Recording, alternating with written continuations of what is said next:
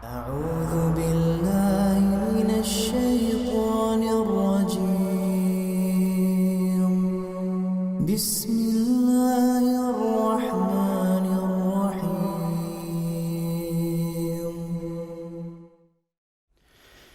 إن الحمد لله نحمده ونستعينه ونستغفره ونعوذ بالله من شرور أنفسنا ومن سيئات أعمالنا من يهده الله فلا مضل له ومن يضلل فلا هادي له وأشهد أن لا إله إلا الله وحده لا شريك له وأشهد أن محمدا عبده ورسوله لا نبي ولا رسول بعده اللهم صل وسلم على نبينا محمد وعلى آله وأصحابه أجمعين ومن سار إلى نهجه إلى يوم الدين يا أيها الذين آمنوا اتقوا الله حق تقاته ولا تموتن إلا وأنتم مسلمون يا أيها الناس اتقوا ربكم الذي خلقكم من نفس واحدة وخلق منها زوجها وبث منهما رجالا كثيرا ونساء واتقوا الله الذي تساءلون به والأرحام إن الله كان عليكم رقيبا يا أيها الذين آمنوا اتقوا الله وقولوا قولا سديدا يصلح لكم أعمالكم ويغفر لكم ذنوبكم ومن يطع الله ورسوله فقد فاز فوزا عظيما أما بعد فإن أصدق الحديث كتاب الله وخير الهدي هدي نبينا محمد صلى الله عليه وسلم وشر الأمور محدثاتها فإن كل محدثة بدعة وكل بدعة ضلالة وكل ضلالة في النار Ma'asyiral muslimin wal muslimat, semoga kita senantiasa dirahmati dan diberkahi oleh Allah Subhanahu wa taala.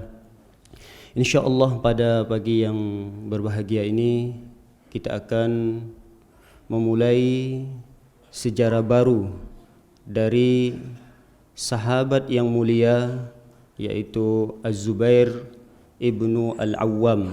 Az-Zubair ibnu Al-Awwam. Telah berlalu 4 sahabat utama yang telah kita bahas pada pertemuan-pertemuan yang lalu. Mereka adalah Abu Bakar, Umar, Utsman dan Ali bin Abi Thalib radhiyallahu taala anhum. Masuklah kita pada kesempatan kali ini sahabat yang terbaik di antara ribuan sahabat Rasulullah sallallahu alaihi wasallam. Beliaulah Az-Zubair bin Al-Awwam. Para hadirin yang dimuliakan oleh Allah Subhanahu wa taala, Az-Zubair bin Al-Awwam adalah saudara sepupunya Rasulullah sallallahu alaihi wasallam. Beliau juga termasuk pahlawan yang memperjuangkan agama Islam. Di awal-awal Islam itu dihinakan oleh orang-orang Quraisy. Beliau juga termasuk sahabat yang pertama sekali yang menghunuskan pedangnya untuk membela dakwah Rasulullah sallallahu alaihi wasallam. Beliau juga seorang sahabat yang melakukan 2 kali hijrah, bahkan 3 kali hijrah. 2 kali beliau hijrah ke Ethiopia, Habasyah, kemudian beliau juga melanjutkan hijrahnya ke Madinah. Beliau juga termasuk seorang sahabat yang mendapatkan 2 kali pergantian kiblat. Artinya kiblat yang pertama ketika itu Rasulullah SAW disyariatkan untuk menghadap Baitul Maqdis, kemudian dipindahkan oleh Allah Subhanahu wa taala agar umat Islam untuk menghadap Ka'bah. Termasuk beliau sahabat yang mendapati 2 arah kiblat ketika itu. Nah, para hadirin dimuliakan oleh Allah Subhanahu wa taala, sebelum kita membahas satu persatu dari apa yang telah kita sebutkan tadi, ada baiknya terlebih dahulu kita membahas asal-usul keturunan beliau. Bagaimana persaudaraan beliau dengan Rasulullah sallallahu alaihi wasallam. Az-Zubair bin Al-Awwam bertemu nasabnya dengan Rasulullah sallallahu alaihi wasallam di kakek Rasulullah SAW yang keempat atau yang kelima. Kalau kita sudah pernah mempelajari tentang nasab Rasulullah sallallahu alaihi wasallam, maka Rasulullah SAW dengan Zubair bin Al-Awwam bertemu pada kakek yang bernama Qusay. Jadi kalau kita urutkan nasabnya Rasulullah SAW Muhammad. Setelah itu bin Abdullah bin Abdul Muttalib, kakek Rasulullah SAW. Kemudian Hashim, kemudian Abdul Manaf, kemudian Qusay. Jadi urutan yang keenam dari Rasulullah SAW, Nabi kita Muhammad. Kemudian kita pindah ke Zubair. Zubair bin Al-Awwam, Zubair bin Al-Awwam bin Khuwailid bin Asad bin Abdul Uzzah bin Qusay. Sama, ketemu di kakeknya yang bernama Qusay pada urutan yang keenam. Jadi Zubair dengan Rasulullah SAW ketemu pada deretan kakek, urutan kakek yang keenam. Nah, kalau kita tinjau dari keturunan ibunya, maka Rasulullah SAW dengan Zubair saudara dekat. Ibu beliau bernama Sofiyah. Sofiyah ini adalah putri dari Abdul Muttalib. Sedangkan Rasulullah SAW ayahnya Abdullah putra dari Abdul Muttalib. Berarti Abdullah dengan Sofiyah ini adalah kakak beradik. Sofiyah dengan Abdullah inilah ayah Rasulullah SAW, adik kakak. Berarti Nabi kita Muhammad dengan Zubair adalah saudara sepupu. Kalau kita lihat kembali pada keturunan ayahnya, siapa tadi nama ayah Az-Zubair? Al-Awwam. Nama kakeknya tadi? Khuwailid. Khuwailid ini adalah ayah daripada Khadijah, istri Rasulullah sallallahu alaihi wasallam. Khadijah putri Khuwailid, Khadijah bintu Khuwailid. Begitu juga dengan ayahnya Zubair bin Al-Awwam bin Khuwailid. Jadi ayahnya Zubair ini saudara dengan istrinya Rasulullah sallallahu alaihi wasallam. Jadi dari dua sisi mereka saling bersaudara dengan Khadijah istri Rasulullah SAW. Dari sisi ibunya Az-Zubair juga bersaudara dengan Rasulullah sallallahu alaihi wasallam. Adapun istri-istri beliau dijelaskan oleh para ulama bahwasanya beliau memiliki 8 istri. Bukan artinya 8 istri itu dalam satu masa, tidak, kata para ulama. Dalam satu masa itu seorang muslim tidak boleh melebihi dari 4. Nah, istri yang beliau miliki ada 8, tapi yang paling memiliki banyak sejarah adalah dengan putrinya Abu Bakar radhiyallahu taala anhu, yaitu Asma. Asma ini adalah putri Rasulullah sallallahu alaihi wasallam, dinikahi oleh Az-Zubair bin Al-Awwam. Berarti Az-Zubair bin Al-Awwam adalah menantunya Abu Bakar radhiyallahu taala anhu. Jadi para sahabat ini, apalagi sahabat yang 10 dijamin oleh Rasulullah SAW masuk dalam surga tanpa hisab, tanpa azab, mereka ini berputar-putar saudaranya di situ-situ saja. Abu Bakar adalah sebagai mertuanya Zubair bersaudara dengan Nabi Muhammad sallallahu alaihi wasallam. Begitu juga kalau kita lihat Ali bin Abi Thalib sepupunya Rasulullah SAW, sekaligus menantu Rasulullah SAW. Itu juga Ali menikahkan anaknya dengan Umar bersaudara dengan Abu Bakar. Jadi mereka itu saling kedekatan mereka tidak hanya dari ukhuwah Islamiyah saja, akan tetapi mereka juga ikat dengan ukhuwah yang menghubungkan antara satu dengan yang lain melalui pernikahan. Nah, para hadirin hadirat muliakan oleh Allah Subhanahu wa taala, sejarah yang banyak sekali ditorehkan oleh sekian istri Az-Zubair bin Al-Awwam. Yang paling banyak diceritakan adalah tentang Asma bin Abi Bakar, bintu Abi Bakar. Asma termasuk istri Rasulullah, istri Az-Zubair bin Al-Awwam yang mendapatkan kekerasan karena memang ketegasan yang dimiliki oleh Zubair. Nanti kita akan ceritakan bahwasanya Zubair bin Al-Awwam dari kecil, karena memang beliau ini adalah seorang sahabat yang yatim, sehingga yang mendidik beliau lebih aktif dalam membesarkan, memberikan pendidikan, memberikan arahan adalah ibunya. Ibu beliau Safiyah ini termasuk sahabat perempuan yang tegas di dalam mendidik anaknya. Sampai-sampai di dalam riwayat pernah sang ibu ini memukuli Az-Zubair, Safiyah ini memukul Zubair, sampai-sampai ketika itu para sahabat mengatakan bahwasanya pukulan itu adalah pukulan yang menyakitkan bagi Zubair bin Al-Awwam. Tapi apa jawaban Safiyah? Safiyah mengatakan, kalau kalian mengatakan bahwasanya pukulanku terhadap Zubair ini adalah menyakitkannya, bahkan menzaliminya, sungguh itu bukanlah yang aku inginkan. Yang aku inginkan dari pukulan tersebut adalah agar ia menjadi anak yang cerdas, anak yang pintar, anak yang bisa bermanfaat bagi agama Islam nantinya. Nanti ketegasan itu diwariskan oleh Zubair.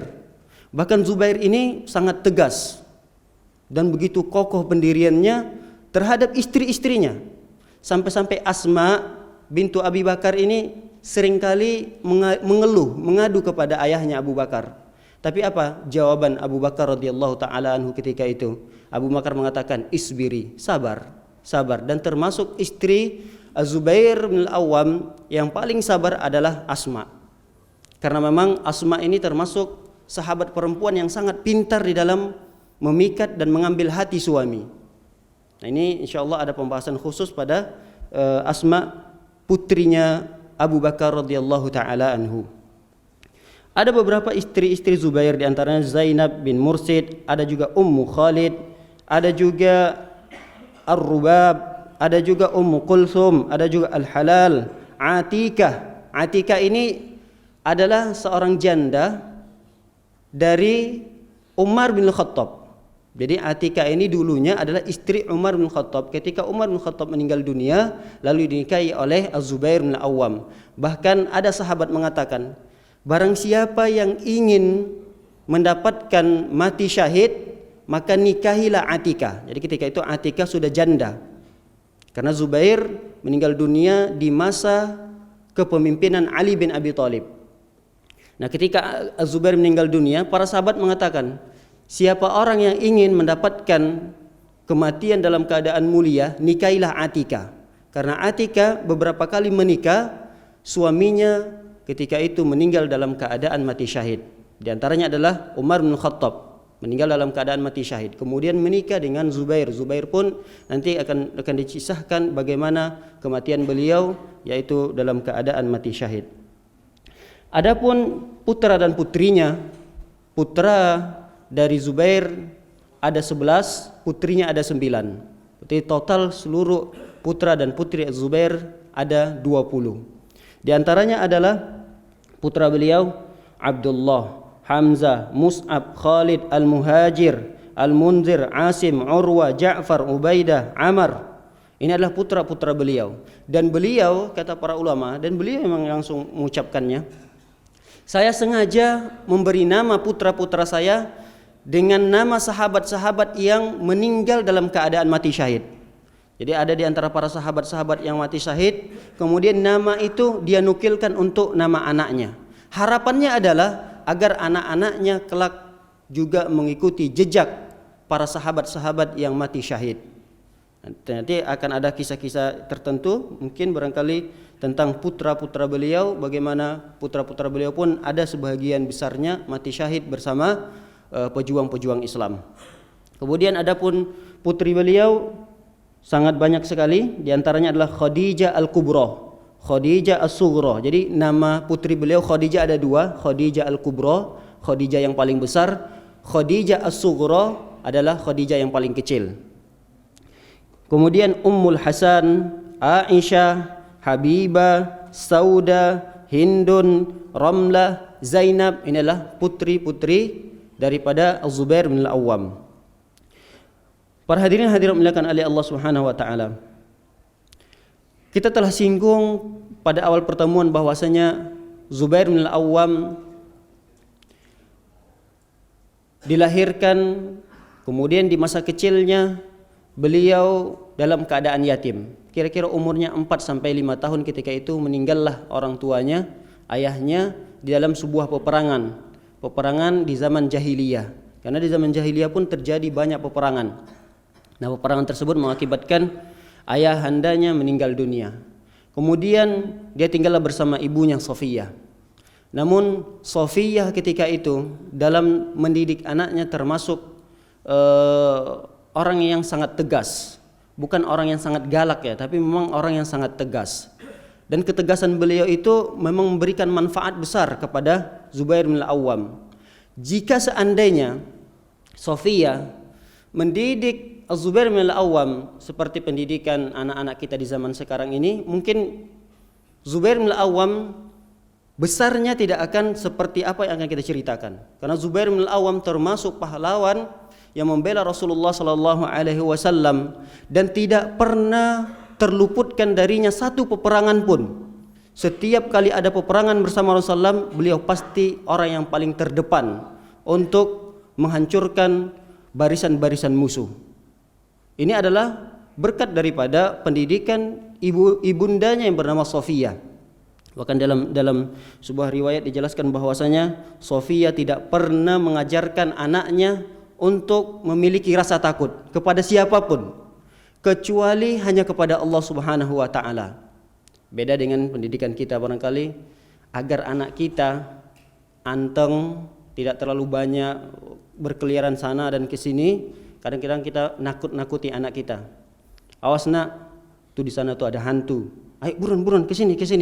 Sofiyah tidak pernah mendidik anaknya dengan kata-kata seperti itu. Dia betul-betul ingin mengkader anaknya agar anaknya kelak menjadi pahlawan yang tidak pernah memiliki rasa takut kepada siapapun. Dan pendidikan itu berhasil dilakukan oleh Sofiyah sebagai ibundanya. Kalau kita barangkali pendidikan Sofiyah ini hampir miriplah dengan pendidikan para militer, para tentara-tentara. Para tentara kalau dididik seperti pendidikan anak-anak kita yang di rumah saat ini, mungkin para tentara tidak akan mungkin bisa memiliki dan mendapatkan jabatan tentaranya, kecuali dia harus melewati tantangan-tantangan, melewati pendidikan-pendidikan yang sangat keras. Begitulah pendidikan yang diajarkan oleh Sofiyah kepada anaknya yang bernama Zubair bin Al-Awwam.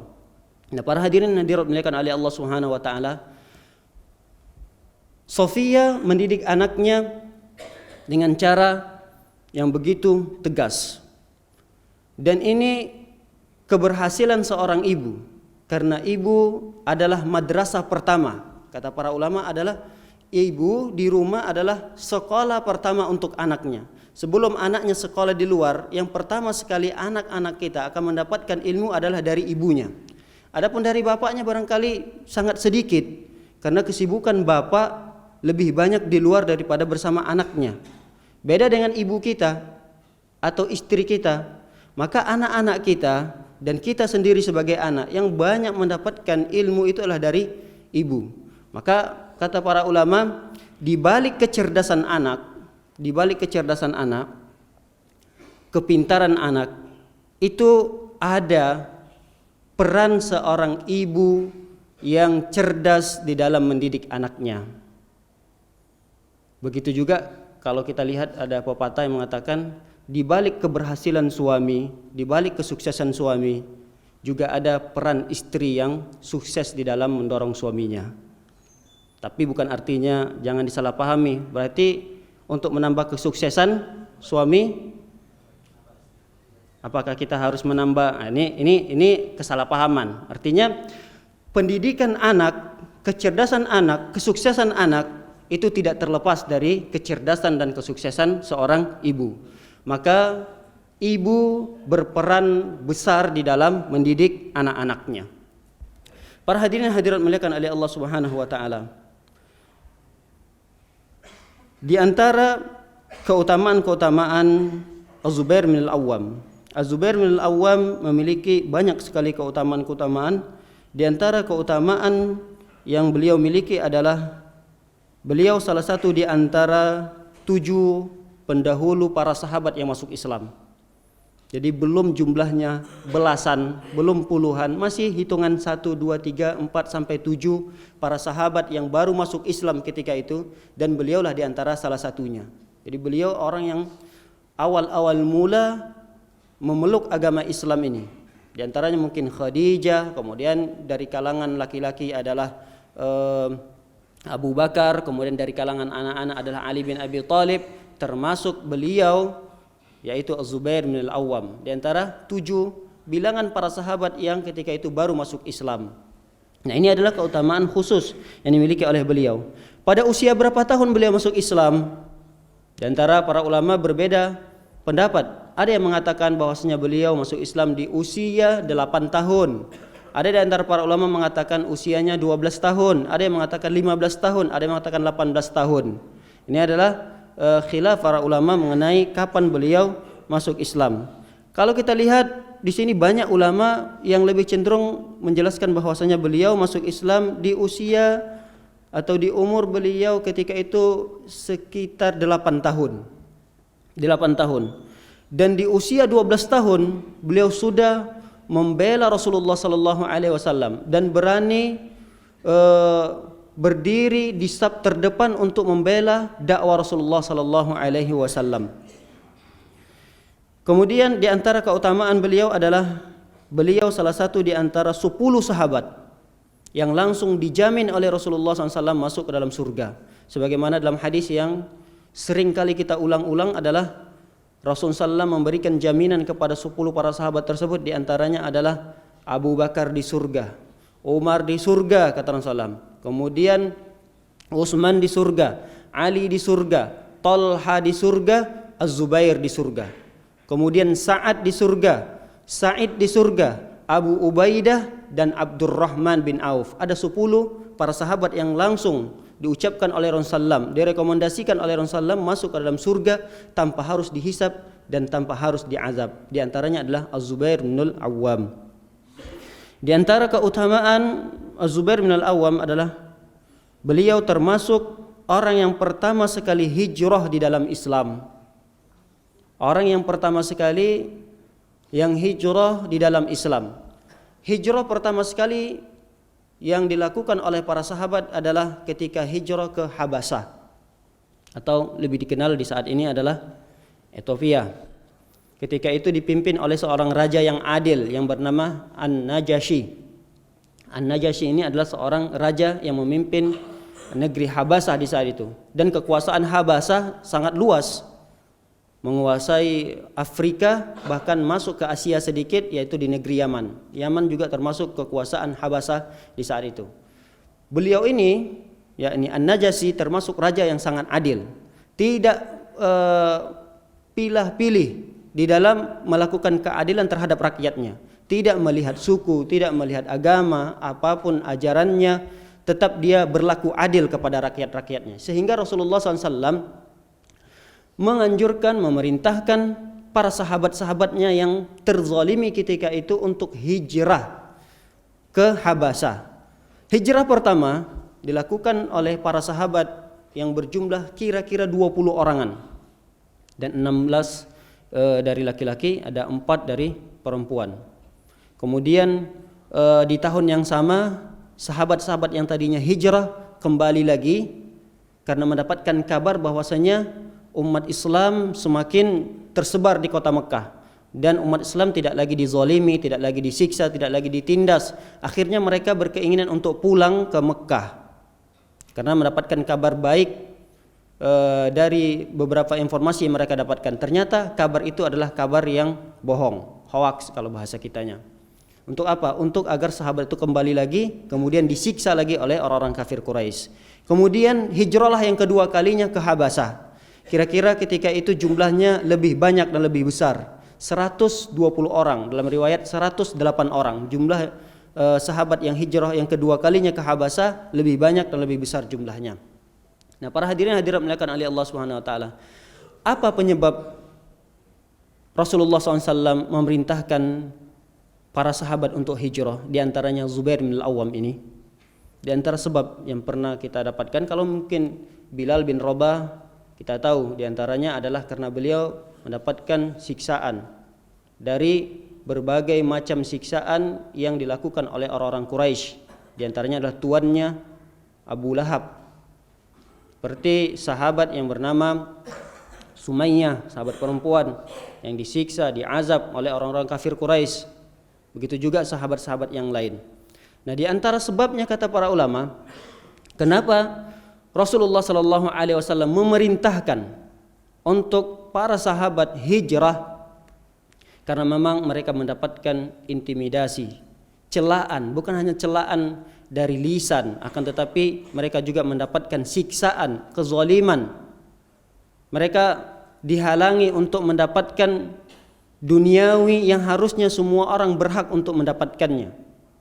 Termasuk Zubair bin Al-Awwam, karena tidak kuatnya disiksa oleh pamannya sendiri. Zubair ini disiksa oleh pamannya sendiri. Kalau mungkin orang lain yang menyiksa, Zubair bisa melawan, bisa mungkin berduel. Akan tetapi yang menjadi masalah, Zubair disiksa oleh pamannya sendiri. Dan di antara kehormatan orang Arab terhadap orang yang lebih tua darinya adalah mereka tidak akan melawan apabila dipukul, dihina, dicaci. Inilah yang menyebabkan Zubair bin Al-Awwam hijrah bersama beberapa para sahabat ketika itu.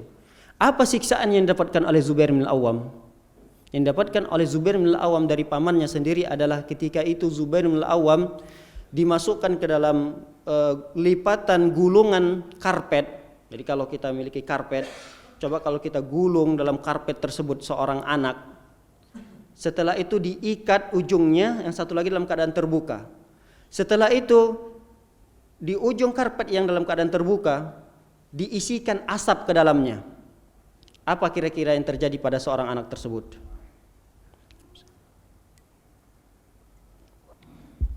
Apa yang terjadi kira-kira terhadap seorang anak tersebut?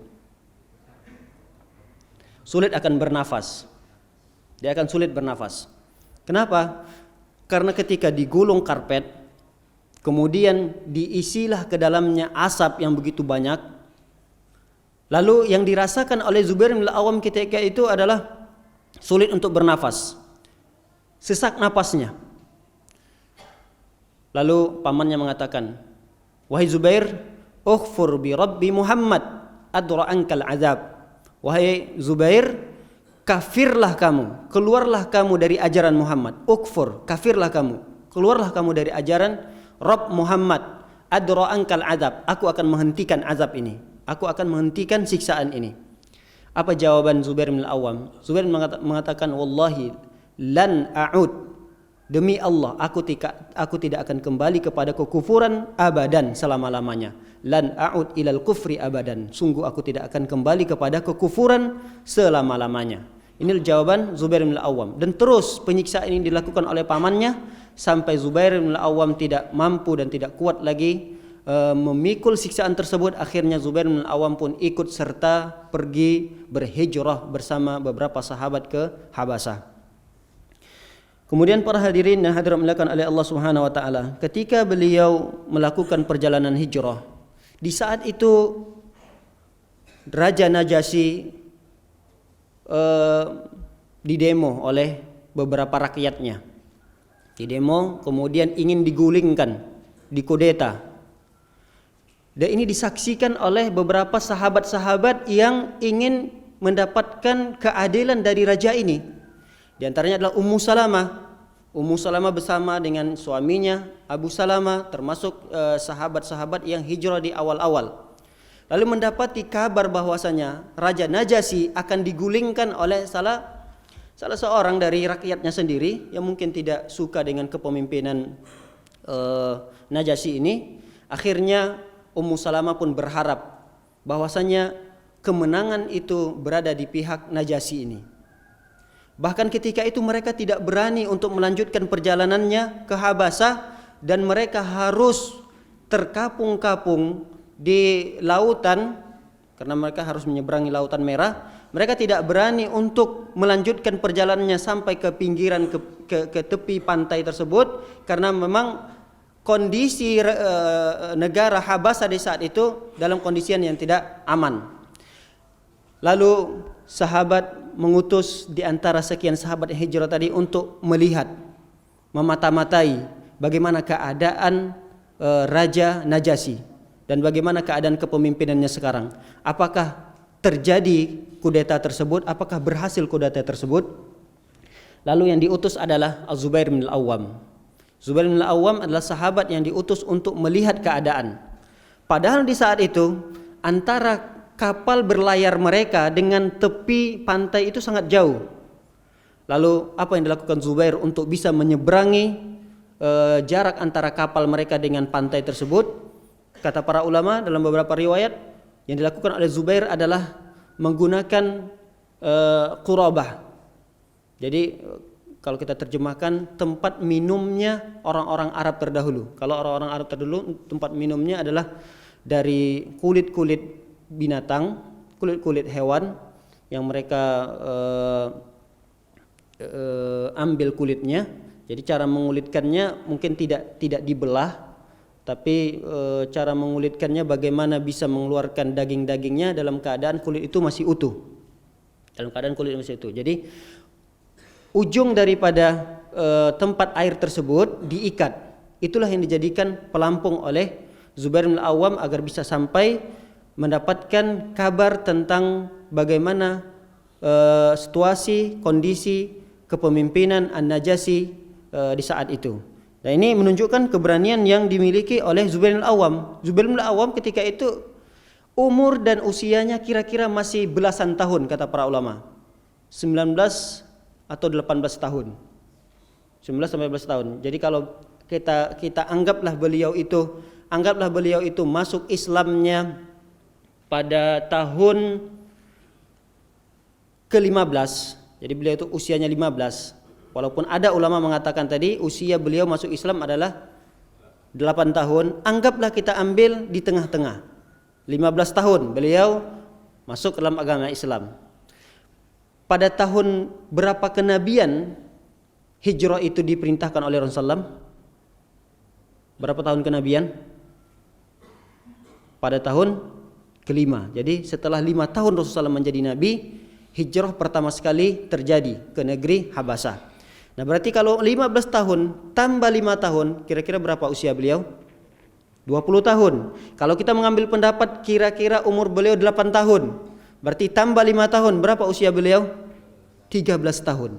Bayangkan umur 13 tahun sudah bisa menjadi duta besar di saat itu untuk dikirimkan mencari info, mencari kabar bagaimana keadaan kepemimpinan Habasyi.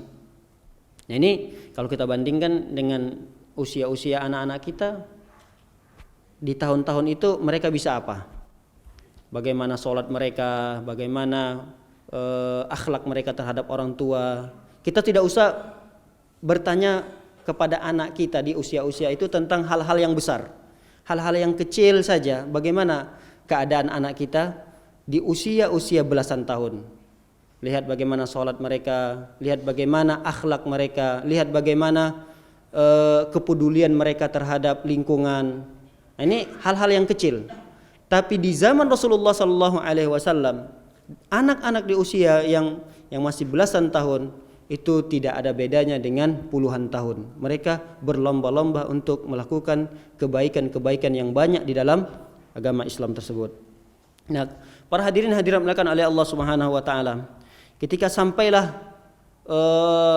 di Habasah, para sahabat yang hijrah sampai ke Habasah, mereka menunjukkan ajaran Islam. Bagaimana Rasulullah SAW mengajarkan akhlak, mengajarkan adab. Karena memang di antara tujuan Rasulullah SAW diutus oleh Allah Subhanahu wa taala adalah untuk menyempurnakan akhlak manusia. Innama bu'ithtu liutammima makarimal akhlak. Kata Rasulullah SAW, di antara tujuan aku diutus oleh Allah Subhanahu wa taala adalah untuk menyempurnakan akhlak manusia. Sehingga akhlak itu dibawa oleh beberapa sahabat ketika hijrah ke Habasah. Dan akhlak itu adalah salah satu dakwah yang sangat efektif daripada kita berdakwah harus mengeluarkan dalil-dalil. Dan Habasyi tertarik dengan umat Islam dari segi akhlaknya. Sehingga kita mendapati riwayat bahwasanya Raja Najasyi ini termasuk orang yang memeluk dan tertarik agama Islam. Setelah tertarik beliau memeluk agama Islam, namun dia tidak berani menampakkan keislamannya. Jadi dia tidak mengiklankan kepada rakyat-rakyatnya bahwasanya beliau itu sudah masuk Islam. Kapan para sahabat tahu bahwasanya Najasyi ini masuk Islam? Ketika beliau meninggal dunia. Lalu Rasulullah SAW ketika itu berada di Madinah mengatakan Raja Najasyi telah meninggal. Dan itu tentu Rasulullah SAW mendapatkan melalui wahyu dari Jibril alaihissalam. Ketika itu Rasulullah SAW mengadakan bersama sahabat-sahabatnya yang disebut dengan salat ghaib. Salat ghaib. Jadi Rasulullah SAW bersama para sahabat ketika itu melakukan salat ghaib untuk jenazahnya Najasyi, karena memang di sana tidak ada umat Islam yang menyolatkan seorang raja yang muslim ini, bahkan bukan karena tidak ada yang menyolatkan, karena memang tidak ada rakyat yang tahu kalau beliau itu meninggal dunia dalam keadaan muslim, sehingga Rasulullah SAW pun menyolatkan beliau. Nah, para hadirin dan hadirat dimuliakan oleh Allah Subhanahu Wa Taala, ketertarikan Raja Najasyi terhadap umat Islam, terhadap agama Islam itu adalah dari segi akhlaknya. Sampai-sampai bagaimana Zubair bin Al-Awwam bermuamalah dengan baik kepada Raja Najasyi ini. Raja Najasyi memberikan sebuah hadiah. Ketika Zubair bin Al-Awwam ingin meninggalkan Habasah untuk kembali ke Mekah, lalu Raja Najasyi memberikan oleh-oleh untuk Zubair bin Al-Awwam. Oleh-oleh yang diberikan oleh Raja Najasyi kepada Zubair bin Al-Awwam adalah al-anazah. Al-anazah itu kalau kita terjemahkan, dia seperti tombak, tapi dia lebih pendek dari tombak, lebih panjang dari tongkat. Kalau tongkat kan kira-kira 1 meter, karena hanya untuk antara tangan kita dengan bumi saja. Jadi dia tidak terlalu panjang kalau tongkat. Dan dia lebih pendek dari tombak. Ujungnya juga tajam, sama persis seperti tombak. Ujung daripada anazah itu juga tajam. Nah, ini nanti dibawa oleh Zubair bin Al-Awwam ke Mekah, dan sampai di Mekah Zubair bin Al-Awwam menghadiahkannya lagi kepada Rasulullah SAW. Dan itu sering dibawa oleh Rasulullah SAW. Bahkan dalam riwayat anazah itu sering digunakan oleh Rasulullah SAW ketika beliau melakukan sholat. Jadi untuk dijadikan sutroh. Kalau beliau ingin melakukan sholat, menjadi imam di padang pasir yang mungkin tidak ada tembok atau pembatas antara tempat Rasulullah SAW sholat dengan tempat sujudnya, lalu Rasulullah SAW terkadang menancapkan anazah ini di depannya. Dan anazah itu kata para ulama pemberian dari Raja Najasyi kepada Zubair, dan Zubair bin Al-Awwam menghadiahkannya lagi kepada Rasulullah SAW. Nanti ketika Rasulullah SAW meninggal dunia, anazah itu dihadiahkan oleh Rasulullah SAW kepada Abu Bakar. Abu Bakar nanti menghadiahkannya kepada Umar, sampai kepada Ali bin Abi Thalib. Nanti anazah itu kembali dihadiahkan kepada Zubair bin Al-Awwam. Nah, para hadirin hadirat dimuliakan oleh Allah Subhanahu wa taala, dari beberapa kisah hijrahnya Az-Zubair bin Al-Awwam ini ada beberapa pelajaran yang dapat kita ambil. Yang pertama adalah nikmatnya rasa aman, dan itu dirasakan oleh para sahabat ketika mereka hijrah di negeri Habasah.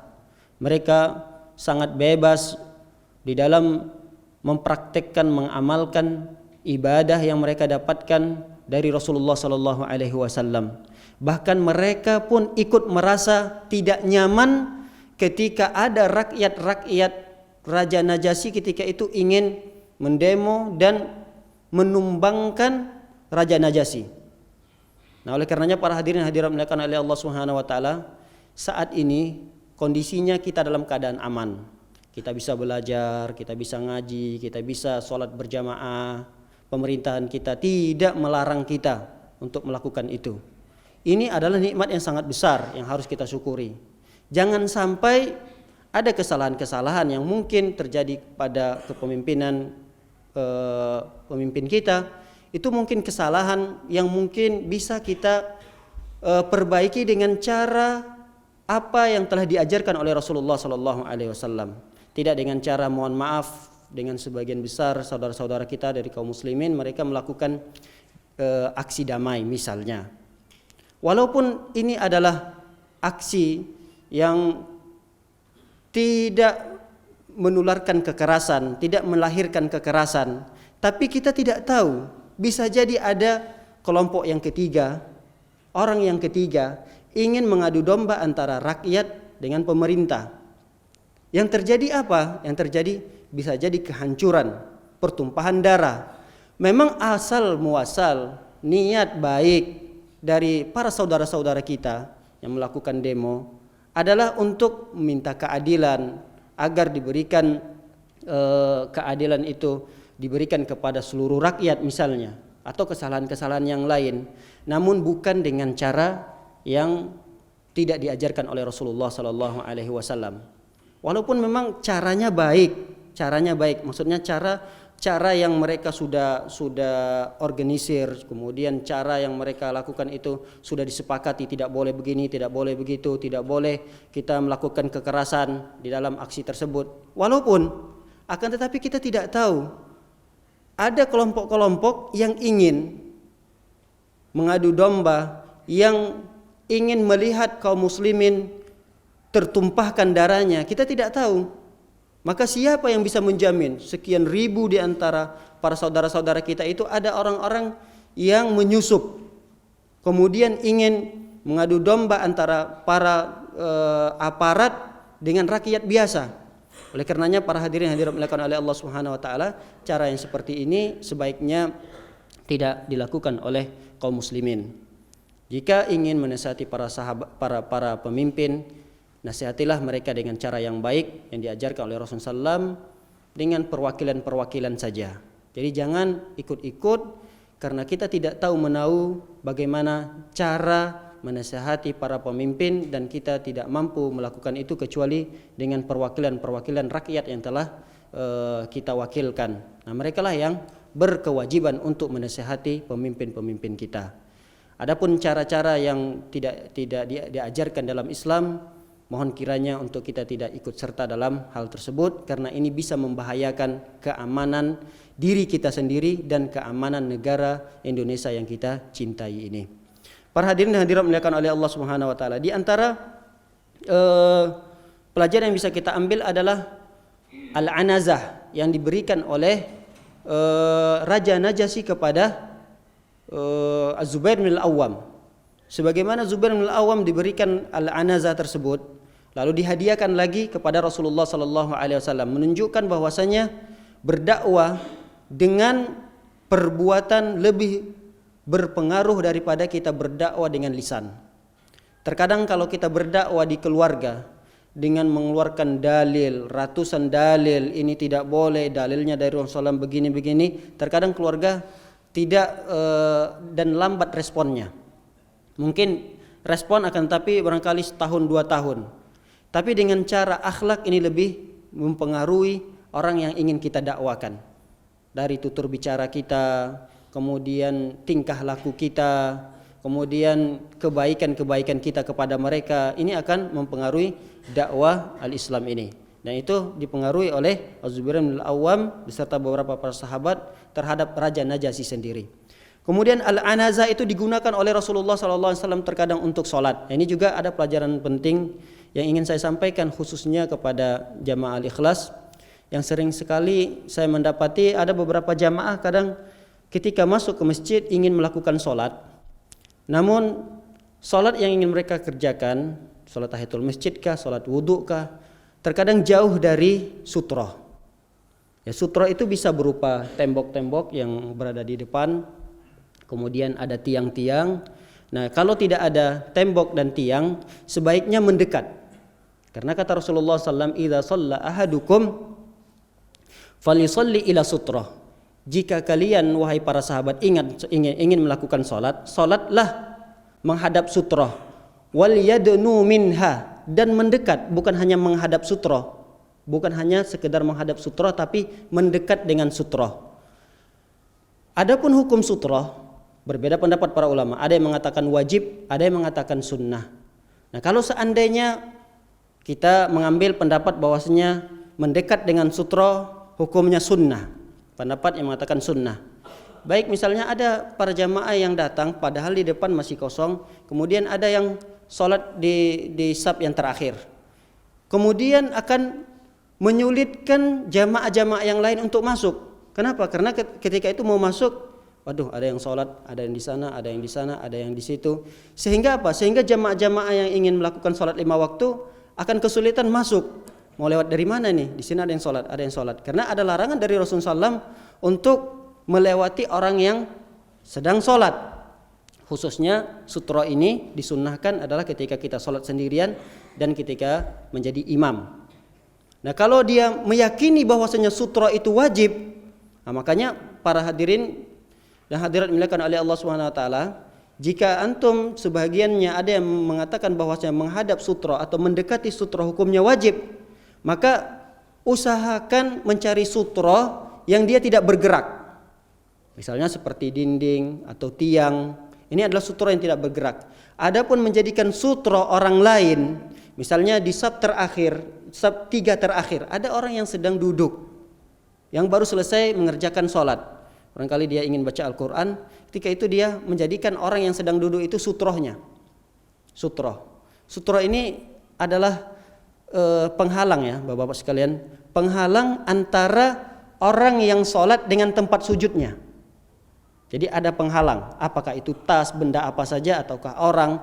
Nah yang meyakini bahwasanya sutroh itu wajib, kemudian dia sholat di belakang, tidak mencari sutroh yang tidak bergerak, ini akan menimbulkan fitnah. Kenapa? Karena ketika orang yang dijadikannya sutroh itu bangun berdiri, kemudian dia harus mendekat lagi dengan sutroh.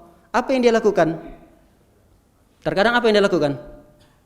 Dia harus jalan. Kalau jalannya dekat, kalau jalannya dari saf yang ke-7 sampai saf yang pertama, bagaimana kalau dilihat oleh orang lain?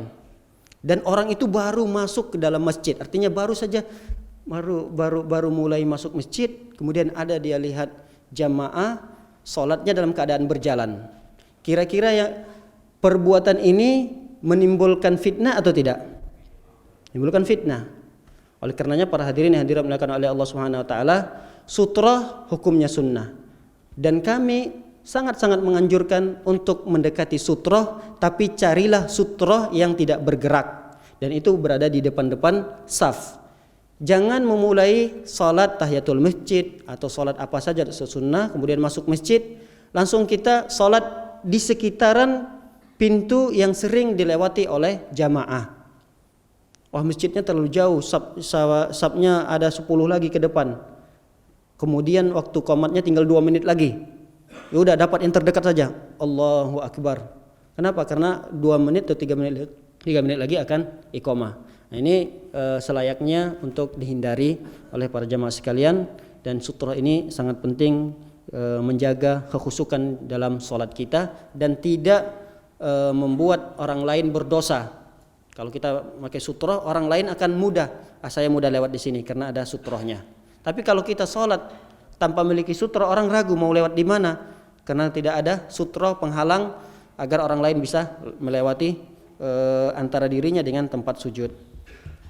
Para hadirin dan hadirat dimuliakan oleh Allah Subhanahu wa taala, kita lanjutkan kisah Zubair bin Al-Awwam. Zubair bin Al-Awwam di antara keutamaan yang beliau dapatkan adalah beliau mendapatkan jaminan mati syahid. Mendapatkan jaminan mati syahid dari Rasulullah sallallahu alaihi wasallam, dan prediksi itu benar karena memang melalui wahyu Rasulullah sallallahu alaihi wasallam. Ketika itu Rasulullah sallallahu alaihi wasallam dalam hadis Abu Hurairah, Rasulullah sallam naiklah di sebuah gunung. Di gunung tersebut tempat yang pernah Rasulullah sallam mendapatkan wahyu, yaitu di Gua Hira. Di Gua Hira Rasulullah SAW pernah naik ke atas bersama beberapa para sahabat, di antaranya adalah Abu Bakar, Umar, Utsman, Ali, kemudian adalah Zubair bin Al-Awwam. Maka gunung tersebut bergoncang. Ini beda lagi dengan hadis Uhud ya. Uhud juga ada hadis tersendiri, kemudian ada juga hadis di gunung yang ada Gua Hira-nya. Itu pernah juga Rasulullah SAW naik dengan beberapa para sahabat, di antaranya Tolha, Zubair, selain dari sahabat yang 4 yang kita sebutkan, banyak di antara para sahabat. Fataharraka bihim al-jabal. Bergeraklah gunung tersebut, bergoncang. Faqala Rasulullah SAW, uskun Hira, wahai Gua Hira, tenanglah, diamlah, karena di atasmu ada seorang Rasul, ada seorang Siddiq, kemudian ada beberapa para sahabat-sahabat yang akan mati syahid. yang akan mati syahid. Kata para ulama, bergoncangnya gunung tersebut bukan karena gunung itu tidak ridho dengan mereka-mereka ini, akan tetapi karena saking senangnya gunung tersebut dinaiki oleh orang-orang yang mulia. Saking senangnya gunung tersebut bergoncang seperti goncangan gempa. Dan Rasulullah SAW ketika itu langsung menenangkannya, uskun ya Hira, tenang wahai Hira, karena sungguhnya di atasmu adalah orang-orang yang mulia.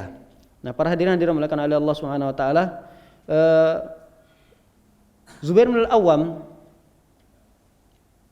akan mendapatkan janji Rasulullah SAW ini ketika kekhilafaan Ali bin Abi Thalib.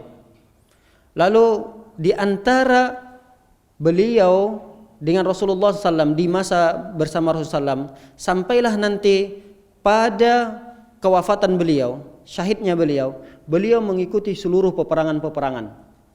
Bahkan dalam sebuah kisah yang sangat sahih sekali, karena diriwayatkan oleh Al-Imam Bukhari dalam kitab sahihnya, dari seorang sahabat Hisham bin Urwah dari ayahnya, bahwasanya para sahabat Rasulullah SAW pernah berkata kepada Zubair pada sebuah peperangan, yaitu peperangan Al-Yarmuk. Ketika itu para sahabat mengatakan, wahai sahabat Zubair, di peperangan Yarmuk, apakah Anda tidak lebih bersemangat dengan peperangan ini seperti semangatnya dalam peperangan-peperangan yang lain? Ketika itu Zubair langsung bersemangat. Bahkan ketika itu Zubair langsung berlari menghancurkan barisan-barisan musuh. Ketika pulang kembali ke para sahabat ini, didapatilah tambahan 2 luka besar di pundak beliau. Sebelumnya ada di tengah-tengahnya luka yang sangat besar di peperangan Badar. Perang Badar ini adalah peperangan pertama sekali yang terjadi dalam Islam bersama Rasulullah SAW. Dan luka yang pertama sekali di tengah-tengah antara 2 luka ketika didapati di peperangan Yarmuk ini. Bahkan ketika itu anaknya sendiri yang bernama Urwah dan Abdullah juga menjelaskan bahwasanya dulu di masa aku masih kecil, kata anaknya sendiri, anaknya Zubair bin Al-Awwam, aku masih kecil, aku sering sekali bermain-main dengan tubuh ayahku. Artinya aku memasukkan jari jemari di tubuh ayahku yang bekas luka. Jadi menunjukkan bahwasanya lukanya sangat besar sekali sehingga jari putranya yang masih kecil, Urwah ketika itu bisa dimasukkan. Jadi dimasuk kayak istilah kita mungkin anak itu kalau melihat aneh pada tubuh orang tuanya sering dia sentuh-sentuh, sering dia pegang. Kalau bahasa kitanya ini apa namanya, Pak? Kalau anak itu sering kali dekat-dekat dengan kita, kadang sering sering bermain dengan sesuatu yang aneh yang ada pada tubuh kita, lukahkah itu atau mungkin ada daging yang tumbuh, kadang dia pegang-pegang. Nah, seperti itulah yang dilakukan oleh anak Zubair bin Al-Awwam. Nah, luka itu bertambah lagi 2 luka besar di antara luka yang didapatkan oleh Zubair bin Al-Awwam ketika peperangan Badar. Jadi luka besar lagi didapatkan oleh Zubair bin Al-Awwam. Dalam riwayat Zubair bin Al-Awwam mengatakan bahkan memberikan wasiat kepada putranya bernama Abdullah. Abdullah adalah putra pertamanya dari istrinya bernama Asma putri Abu Bakar radhiyallahu taala anhu. Zubair memberikan wasiat kepada putranya yang bernama Abdullah pada peperangan Jamal. Perang Jamal adalah perang saudara yang terjadi antara Rasulullah SAW dengan kubunya Aisyah. Aisyah ini bersama Zubair, Aisyah, Tolha, ini adalah satu kubu, kemudian Ali bin Abi Thalib. Di perangan Jamal, Zubair memberikan wasiat kepada anaknya. Ma minni udwun, wahai anakku, tidak ada anggota tubuh. Jadi tidak ada anggota tubuh yang ada di tubuhku ini illa waqad juriha ma'a Rasulillah sallallahu alaihi wasallam, kecuali seluruh anggota tubuhku ini sudah pernah terluka. Jadi tidak ada anggota tubuhnya itu yang mulus. Semua anggota tubuhnya pernah terluka, dan lukanya itu adalah ketika aku bersama Rasulullah sallallahu alaihi wasallam dalam setiap peperangan yang dilakukan oleh Rasulullah SAW. Hatta intaha zalika ilal farjihi, sampai-sampai kata Zubair bin Al-Awwam, mohon maaf, yang tidak hanya terluka itu adalah kemaluanku saja, kata beliau. Jadi seluruh anggota tubuhnya dia jelaskan bahwasanya sudah mendapatkan luka yang sangat banyak sekali di dalam beberapa peperangan yang beliau ikuti. Dalam riwayat yang lain dijelaskan bahwasanya Zubair bin Al-Awwam pernah bersafar bersama para sahabat-sahabatnya. Ketika itu dilihat oleh para sahabat, tubuhnya, karena memang ketika itu buka baju, Zubair bin Al-Awwam buka baju dalam keadaan masih tertutup auratnya, antara pusar dengan lututnya masih tertutup. Dilihat oleh beberapa para sahabat, faraaituhu mujazzi'an bisuyuf. Seluruh tubuhnya ada bekas-bekas sayatan pedang.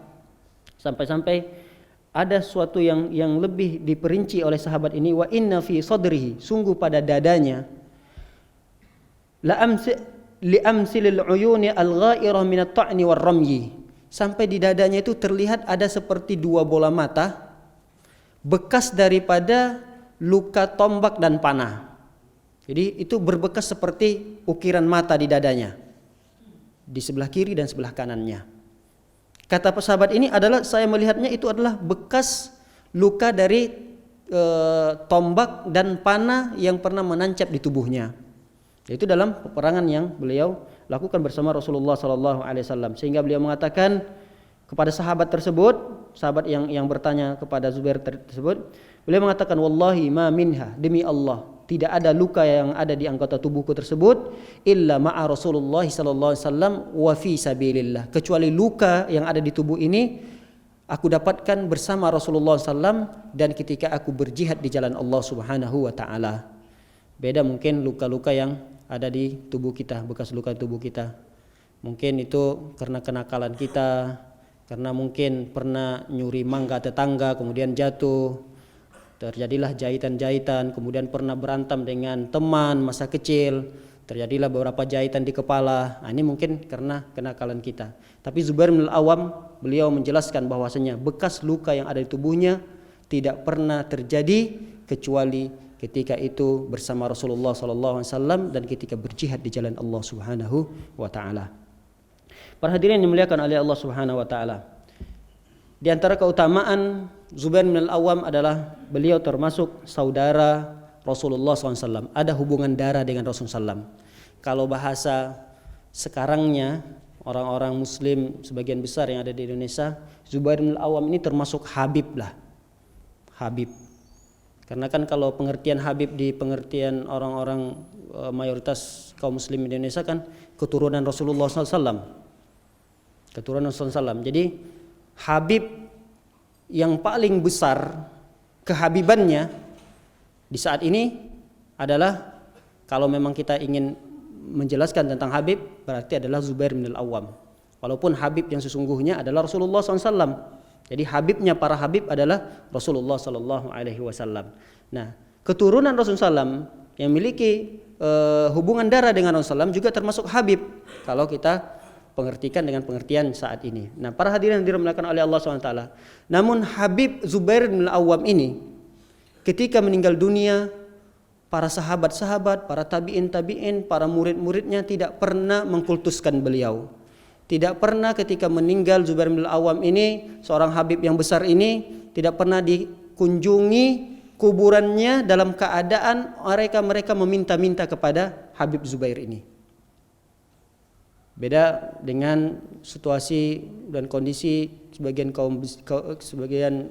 kecil lah ya dari kaum muslimin yang terkadang berkunjung dari satu kuburan ke kuburan yang berikutnya. Apa motivasi mereka? Di antaranya adalah barangkali mengingat perjuangan para ulama, para wali, para habib. Kemudian tidak lupa lagi mereka terkadang, mohon maaf, dan ini adalah kekeliruan yang harus diperbaiki, mereka meminta-minta, berdoa di sana, meminta kebutuhannya, meminta agar penyakitnya disembuhkan, diminta agar jodohnya cepat datang. Ini adalah perbuatan-perbuatan yang menyimpang, yang tidak diajarkan oleh Rasulullah SAW. Dan ini tidak dilakukan oleh para sahabat-sahabat dan tabi'in generasi setelahnya. Jadi Zubair bin Al-Awwam meninggal dunia seperti biasanya meninggal para sahabat-sahabat yang lain. Bahkan sampai saat ini, di antara para sahabat-sahabat yang ribuan banyaknya, kita tidak tahu mana kuburan mereka saat ini. Padahal kalau kita lihat di Baqi itu banyak kuburan para sahabat, tapi kuburan mereka tidak seperti kuburan-kuburan yang mayoritas kita dapatkan di Indonesia. Kuburan itu dibangun sedemikian, bahkan dibuatkan tempat peristirahatan, kemudian dibuatkan tempat mengaji di sana, tempat baca Al-Quran.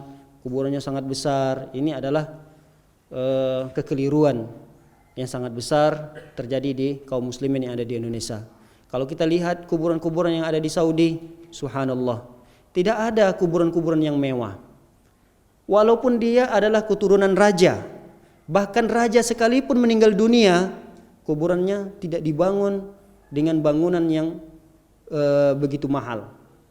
Mungkin hanya sekedarnya untuk meninggikan antara tumpukan tanah saja, ya, sebagai penghalang saja.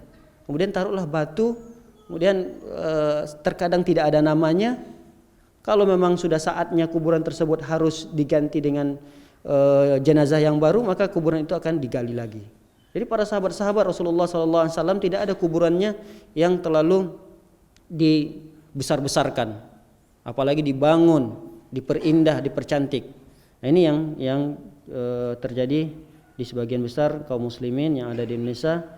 Tidak hanya membangun, akan tetapi mereka melakukan kesyirikan-kesyirikan di atas kuburan tersebut. Wallahu ta'ala alam.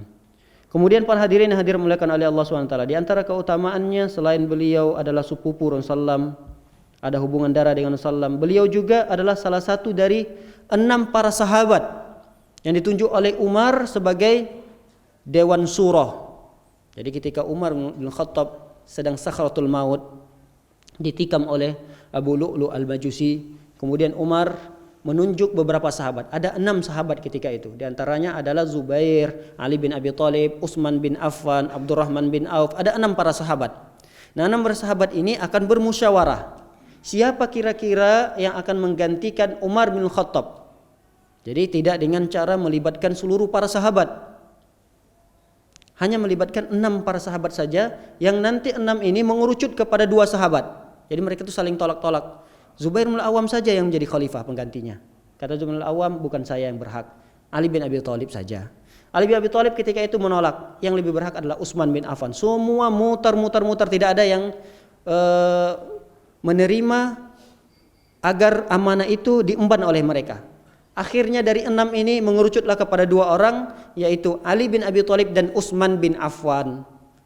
Ketika mengerucut kepada 2 orang ini, Ali bin Abi Thalib dan Utsman bin Affan juga dorong-dorongan. Udah antum aja. Nah enggak mungkin lah, antum yang lebih senior.